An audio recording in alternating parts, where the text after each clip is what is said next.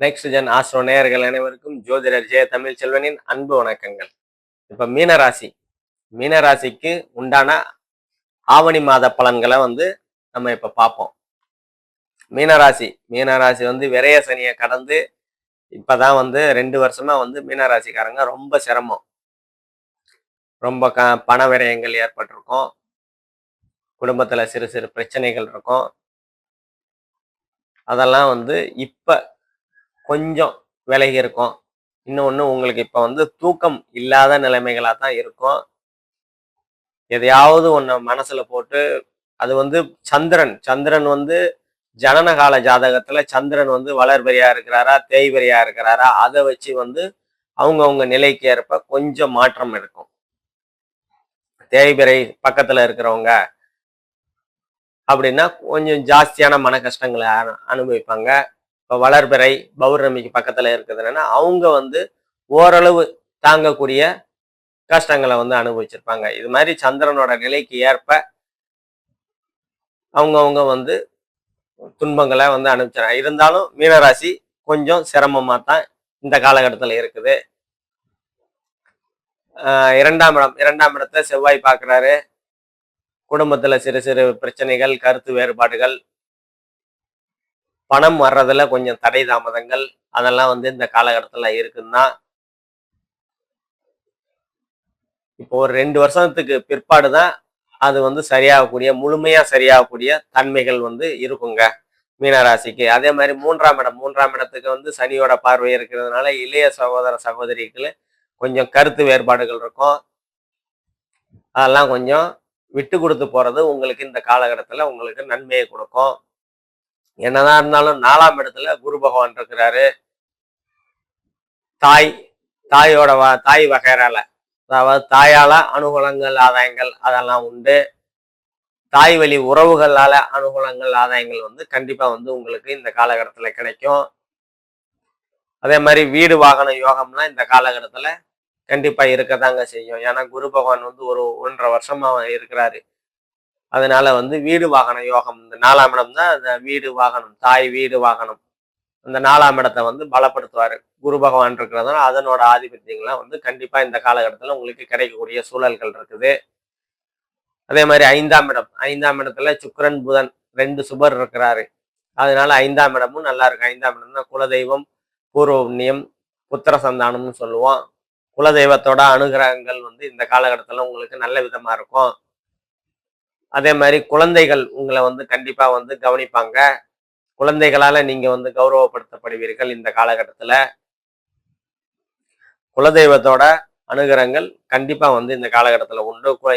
இருந்தாலும் ஒரு தடவை போயிட்டு வர்றது உங்களுக்கு நன்மையை கொடுக்கும் குலதெய்வ கோயிலுக்கு. அதே மாதிரி 6ஆம் இடத்துல சூரியன் இருக்கிறாரு. வேலைகள்ல சிறு சிறு பிரச்சனைகள், தடைகள், தாமதங்கள் இருக்கதான் செய்யும். அதே மாதிரி ஏதாவது நோய் தீரக்கூடிய அமைப்புகள் இருக்கும். கடன்கள் கொஞ்சம் படிப்படியா தீரக்கூடிய அமைப்புகள்லாம் இந்த காலகட்டத்துல உங்களுக்கு கண்டிப்பா செயல்படுங்க. கடன்கள் தீரக்கூடிய அமைப்புகள் கண்டிப்பா செயல்படும். அதே மாதிரி 7ஆம் இடத்துல சனியோட பார்வை இருக்குது ஏற்கனவே. அதுக்கப்புறம் செவ்வாய் இருக்கிறதுனால கணவன் மனைவிக்கிடையே சிறு சிறு பிரச்சனைகள், கருத்து வேறுபாடுகள் அதெல்லாம் இந்த காலகட்டத்துல இருக்கதான் செய்யும். விட்டு கொடுத்து போறதுதான் ஒரே வழி உங்களுக்கு. அதே மாதிரி நண்பர்கள், 7ஆம் இடம் தான் நண்பர்கள், கூட்டு தொழிலாளிகள், பார்ட்னர்ஷிப் போட்டு தொழில் பண்ணிட்டு இருக்கவங்கலாம் கொஞ்சம் கவனமா இருக்கிறது இந்த காலகட்டத்துல நல்லது. அதே மாதிரி 8ஆம் இடத்தை குரு பகவான் பார்க்கிறாரு. திடீர் பண வரவு, தன வரவு எல்லாம் உங்களுக்கு இந்த காலகட்டத்துல கண்டிப்பா குரு பகவான் கொடுப்பாரு. ஏன்னா உங்க ராசிநாதனாகி பார்க்கிறாரு. பார்க்கறதுனால உங்களால திடீர் பண வரவு எல்லாம் நல்லாவே இருக்கும். அதே மாதிரி பயணங்களால் அதிர்ஷ்டங்கள்லாம் உங்களுக்கு இருக்கும். பயணங்களால அனுகூலங்கள், ஆதாயங்கள் கண்டிப்பா உங்களுக்கு இந்த காலகட்டத்துல உண்டு. அதே மாதிரி 9ஆம் இடம் இயல்பா இருக்குது 9ஆம் இடம். அதனால தந்தையால் அனுகூலங்கள், ஆதாயங்கள் அதெல்லாம் உங்களுக்கு இருக்கும். தந்தை வழி உறவுகளால் அனுகூலங்கள், ஆதாயங்கள்லாம் இந்த காலகட்டத்துல உங்களுக்கு கண்டிப்பா கிடைக்கும். அதே மாதிரி 10ஆம் இடத்துக்கு சனி, செவ்வாய், குரு 3 பேரும் பாக்குறாங்க. அதனால தொழில்கள்ல கொஞ்சம் டல்லா தான் போகும். என்னதான் இருந்தாலும் லாபங்கள் குறையாதுங்க. தொழில்கள் வந்து கொஞ்சம் சுமாரா போனாலும் உங்களுக்கு வர வேண்டிய லாபங்கள் வந்து கண்டிப்பா வரும். ஏன்னா சுக்கிரன் புதனும் 2 பேரும் சேர்ந்து 11ஆம் இடத்த பார்க்கறதுனால ஆஹ் லாபங்கள் வந்து கண்டிப்பா வந்து கிடைக்கும்.